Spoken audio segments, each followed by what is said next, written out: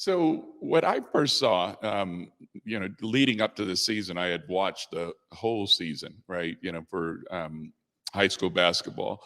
And as we got closer and closer, the WIA uses a system called the RPI, the Ratings Percentage Index. And, all season long, all the teams, again, as they play each game, each of their outcomes, their wins, their losses, it looks at the opponents' wins and losses as a percentage, and it also looks at the opponents' wins and losses as a percentage. And so you can kind of see all season long how your team is doing, and as we advance towards state. And so Rainier Beach, for just about the majority of the season, actually had the number 3 RPI, with just above us being Garfield number 1 and Auburn number 2. And as it got down to the final week of the season, we still maintain this number 3 ranking for RPI. And again, the RPI was introduced a couple of years ago, or a few years ago, as a way to take the subjectivity out, from the decision makers and really help them, with more accurate data. So you didn't get to the end and folks were flipping coins or doing other things and trying to again imagine this team should be here or there or what have you. So once we hit that final weekend, Rainier Beach had just won their last district game over Lake Washington. And I had reached out to the WIAA because it was actually reported incorrectly. It was reported as a loss. And so it changed our record from 18-3 to 17-4. And the WIA actually did respond, and they said, hey, this will be updated in time for the seedings the next day, which was on Sunday, the 20th. And so the seedings came out, and Rainier Beach, again, which had maintained this number 3 spot, throughout the year, all of a sudden was seated at number 4. And a team that actually lost their final game, O'Day, was moved from the 8th position to the number 3 position, not only vaulting Rainier Beach, but also bypassing teams like Montlake Terrace and others that had strong resumes this season. They did everything they needed to do. They won their league, they had an outstanding schedule, and so on. So obviously it raised a lot of concerns when I saw this. And so the first thing I did was I had reached right back out, to the person at the WIA that actually, had been responsive. And I said, hey, what happened? This is concerning. How did this happen? And so she started to give me, info. She said, hey, it's some human selection involved in this. She said, from each district has a representative and each league has a representative that made that final decision. And so, you can imagine, here's the team, right? All season long, this is the rules. This is the guidelines. And they're watching this kind of, all season, playing their best. And then all of a sudden something gets overturned. At the end, what does that sound like, right? You sit there and go, if we were to vote with their performances with their feet, and then all of a sudden at the end, what, the legislator overturns you or something, your vote, right, the will, right? So it just not only bugged us, but, because we had seen it before. And I know Jalen is here with me today, a multi-talented player, football and basketball. He saw it in football this year, and we've seen it in previous seasons also. So what ended up happening was I had asked, what is that criteria that the humans used, and so they started to feed me a lot more info, and they said, there's factors this season, things like, the impact of COVID, the overlap of the football season, when players were available, and all these things that were never stated, in any visible way that, we could understand. So what I did was I created a model, right? And so I took the inputs from the WIA, I took the RPI, and I also took publicly available data, right? And I showed them that. Now, this is the bracket that you created. Yeah, so, and I don't know if it's on screen, but what it does is it looked at several factors, and so first off, we looked at, in particular, we put ourselves against a team that actually was seated above us, in O'Day. And so what this did was it first looked at how did we finish in our league, in the Metro division. We were third, and they were eighth in Metro. And then we ended up looking at what was the head-to-head competition, because usually, head-to-head competition, sort of, takes the mystery out of everything. Well, we beat them just a few weeks ago in our only head-to-head meeting. And then we looked at, how did we finish against, Metro, Seattle Metro, arguably is one of the toughest divisions in, I would say, Jalen would probably say this too, in the Western region of the United States, right? Wow. With all the teams lined up. And so we were 13-1 and they were 11-4. And then we looked at, well, what was the final rank in the league? Well, we were second and they were seventh. And then we said, okay, how did the Metro playoffs go? The championship playoff round and everything. We ended up third and they didn't qualify for the playoffs. We looked at the non-league games, right? Where and Rainier Beach, it was interesting this year. We were invited to play in what is called the Bass Pro tournament in St. Louis, and we ended up having to opt out of it because our coach, Mike Bethea, and I think some of you may know him, ended up having COVID, and he was hospitalized. And we actually had some scenarios of COVID across the team. So we were 2-0, and they were 3-1. So it's more of a wash, we'll call it. But and then we looked at how did we do against other playoff teams in our district. We were 6-3, and they were 5-4. And then, as I said, we had a final win in our district against Lake Washington, and they had a final loss in the district against Garfield. Then we pulled out, what were the independent polls saying? What was the media poll saying in the Seattle Times? What was Scorebook Live saying, which is a consensus of coaches, and Max Preps? Well, the Seattle Times had us third, and I believe it had O'Day eighth. And Scorebook, which is a consensus of coaches, had us third. And the final poll, for Scorebook had them seventh, right? And then we said, okay, let's take some of those other factors again that the WIAA said, were these other considerations that humans make, right? And so what we looked at was what was the overlap of the football season, and we had an outstanding football season. So did O'Day. But we finished the weekend on the same weekend. We finished on Friday, the 19th of November, and they finished on Saturday, the 20th of November in the quarterfinals. Again, great seasons. But we also had, some player injuries and other things. Our players are heavily recruited, Jalen, Josh, some of these guys were always having to, go away and do different things, take trips and so forth. But again, that shouldn't have been a factor for either team. And then one thing that was really telling to me was we took the WIAA's own top 4 teams in the state, which was Garfield, Auburn, ourselves, and by their standards, O'Day. They went 0-4, didn't win a game against any of them. We went 1-1. All right, so we lost to Garfield and we beat O'Day. And then, again, we looked at how many weeks we were, tops in the RPI. Last 60 days, we held this number 3 position.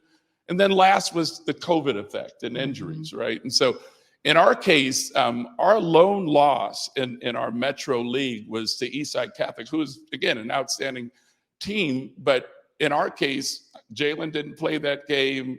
Mike Bethea, our coach, was hospitalized. We had another frontline player, not play that game. And also one of the, our first substitute off the bench wasn't in that game. So we lost that game, and it was close. It almost, it was decided in the final seconds. But if you look at that kind of body of work, you sit there and go, man, how did this final positioning occur? Which was, again, the mystery for me. So. Yeah, this wow. And that graphic really shows a lot. I'm glad we kept it up there so the audience can really see the data that you were able to analyze and also comparatively see how they would make these decisions. Now, when you talk about humans entering something where, we talk about the numbers don't lie, right? Like the numbers don't lie, but that percentage for human error is large. Mm-hmm. Ultimately, this is something that is now affecting a whole team of young athletes who've been giving their all this whole season. How have you guys been able to kind of deal with this after you came out with that metric and you really were able to do that data analysis, John? Yeah. So there's 2 multiple paths here, or I'll just say, on the one hand, we explained it to the players. Coach Mike, great leader that he is, he gathers the players up every practice, and he has not only, basketball discussions with them, but he has real life discussions with them and talks about the impact of this. And all the way through it, the players have been involved, so they understood it well. But we also know that, there's this equity that we talk about, right? WIAA is an old organization. It's been, I think, established in 1905. And again, sort of presiding over, this whole process of Washington State athletics, right? And I think you were alluding to, and O was alluding to, some of the things around, not only sponsors, but the state cedes authority to them, the district cede authority to them. And to sit there and kind of, as that plays out, I think everybody wants to know that there's fairness, in the system. There shouldn't be, on the final weekend in the 23rd hour, 59th minute, somebody overturning anything, right? Yeah. After these guys have worked so hard. And then as they go to the playoffs and they make it to state, there's opportunities for these kids, right? These guys, again, have been preparing, some of them 6, 7 years old, trying to make sure that this craft that they love so much, that they cherish so much. And not only their kids, the parents are so invested, as you've even described, and communities are invested, alumni are invested. Then you start to, it raises questions like, again, city of Tacoma hosts this big tournament, right? How do they feel about partnering with the WIAA if there's inequities, right? And again, sponsors feel about having their brand, their name out there if there's inequities involved, right? And so again, this impact is not just, one tiny seeding item. Right. It's reflective of a system that, may not, or may need to be re-reviewed and changed and updated. So yeah, this is really where I think there's room for growth here. I always love to see things in terms of opportunities, and it's like to be able to showcase to the WIAA that this is what you actually have done, and this is how it's supported by numbers and data. Then they have a blueprint of, okay, we need to probably do something different here. What do you feel the response has been now that all this information is out there? And again, this opportunity rests really with the WIAA. Yeah, so there was a lag, and again, beginning of last week was President's Day, a holiday. And so the seedings came out on a Sunday. Had they had regrouped, right, and said, hey, raise their hand, look, mistakes been made, let's regroup, let's sort of see if we can go into, some process to fix that. That didn't happen, right? So day after day went on. Even the NAACP, got involved, really tried to highlight, the issues for them. And then we get towards the end of the week, and they said, hey, we're going to look at this, after the season, postseason. We're not going to make any changes, even given all of this information coming, into the weekend where the decision was made, right? And that was a downer, for us. And again, it's not to say, this is not, a discussion about all the kids are awesome, right? The kids are great, and the WIA wants to support kids if they truly want to support kids this way. They should have taken an opportunity to respond and react, even as the weekend was playing out, as they had this information, where they were in a pretty good position and with timing to be able to do that. And so, I think for, the beach kids, they don't honestly care who they play. Right. Just put anybody in front of them, they're super competitive. They play at an elite level. These guys program is historic, just Garfield others, right? O'Day included, so there's nothing against any of those teams. It's just, again, the overseer of this system, is what we have to look at. It's 2022, right? The equity has to play out now. So equity has to play out, but the truth of the matter is equity was never built into any of these systems. And so I'm always saying that there's opportunities for Washington State to lead with regard to how they're going to ensure that equity is now being injected in. or that the system is being, again, like you were just kind of talking about, revamped Right. and really centering equity at the center of the process. Now, this is something that is, it is an unfortunate thing, but you're right. You know, these athletes, they're resilient. Obviously, they have a great coach, you know, that's really guiding them. And I know that either way, like you said, any team in front of them, they're going to bring their A game regardless. But this is something that I'm so glad you are pointing out and making sure that we understand what's going on. Because for me, the more aware we are of something, I always think the more pressure can be put even on the WIAA from a wide variety of sources to say, you guys have got to get this right and make sure that this is not something that's repeated in the next season. But, you know, again, right now, your work is really helping to do that. How else do you get to utilize your data science mind in terms of helping community? Because again, I want to make a real clear connection here that oftentimes there's not enough of that happening. We know inequities are out there. We talk about all of these examples with the justice system, with, you know, inequities in wealth and building wealth. There's so many different things. How else does Vertical Life try to, you know, do what you can to kind of shine a light on some of that? So, you know, my whole career, I've been focused on, you know, again, ways to reach into the community, either technically, where, again, you know, I've spent a lot of my time, or even traditionally with traditional businesses and opportunities also.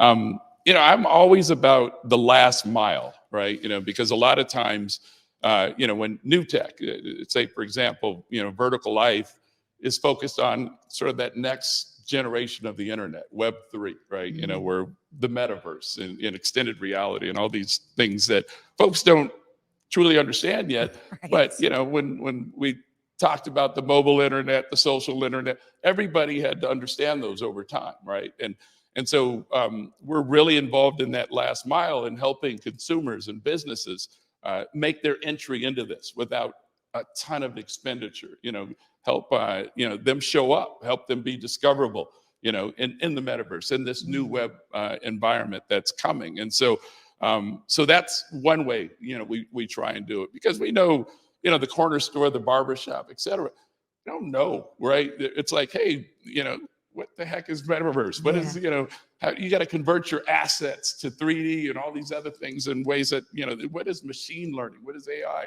Don't know, right?